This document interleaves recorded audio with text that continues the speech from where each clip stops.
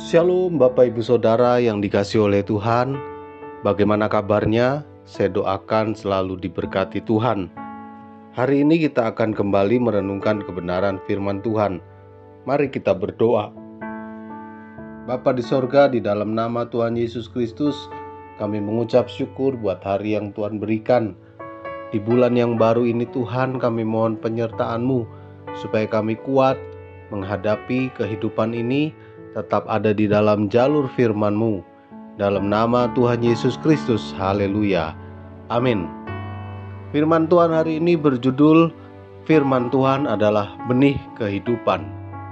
1 Petrus 1 ayat 23 mengatakan, karena kamu telah dilahirkan kembali, bukan dari benih yang fana, tetapi dari benih yang tidak fana, oleh firman Allah yang hidup dan yang kekal. Tahukah kita bahwa di dalam benih yang kecil dan tampak kotor itu terkandung sumber kehidupan? Berawal dari benih yang kelihatannya tampak sepele, akan bertumbuh akar, batang, cabang, daun, bunga, dan buah. Dari buah yang dihasilkan terjadi tuaian alias pelipat gandaan. Namun untuk dapat tumbuh dan menghasilkan buah atau tuaian, benih harus terlebih dahulu tertanam di dalam tanah. Firman Tuhan adalah benih. Kekuatan yang terkandung di dalam benih firman Tuhan itu jauh lebih dahsyat dari benih alamiah. Segala sesuatu yang Tuhan perbuat bagi kita diawali dari benih firman Tuhan yang ditanam di dalam hati kita.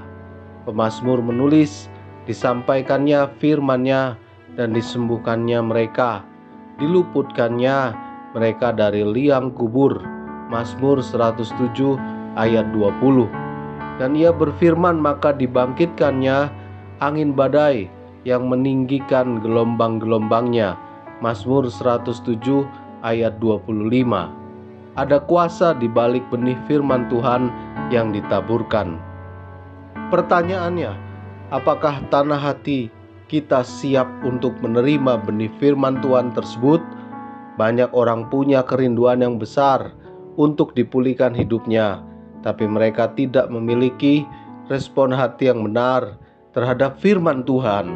Seringkali mereka hanya mendengar firman Tuhan sambil lalu, atau dengan sikap hati yang tidak benar, ibarat tanah yang keras dan penuh dengan semak duri, sehingga benih firman yang ditanam pun tak berdampak apa-apa.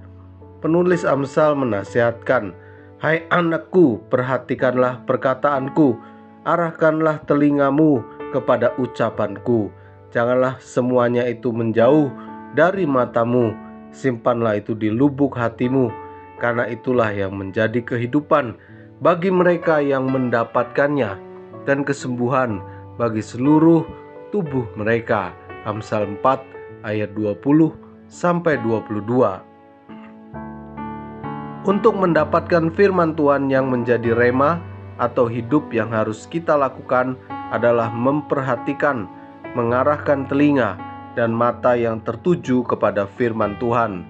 Setiap pagi ia mempertajam pendengaranku untuk mendengar seperti seorang murid. Yesaya 50 ayat 4b. Karena iman timbul dari pendengaran akan firman-Nya. Benih firman Tuhan yang tertanam di tanah hati yang subur akan menghasilkan mukjizat, membawa pemulihan, kemenangan, dan kesembuhan. Amin. Terima kasih untuk kebenaran firman-Mu hari ini. Kami belajar untuk tetap hidup di dalam firman-Mu, karena itu adalah benih kehidupan. Biarlah firman-Mu yang sudah masuk dalam hidup kami bertumbuh subur dan menjadi berkat bagi hidup kami, dan hidup kami menjadi berkat bagi orang lain.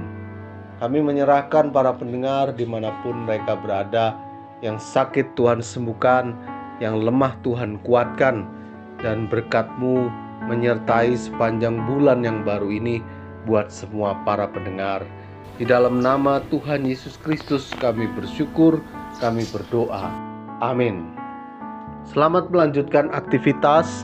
Elroy Tuhan melihat, Tuhan memberkati kita semua. Amin.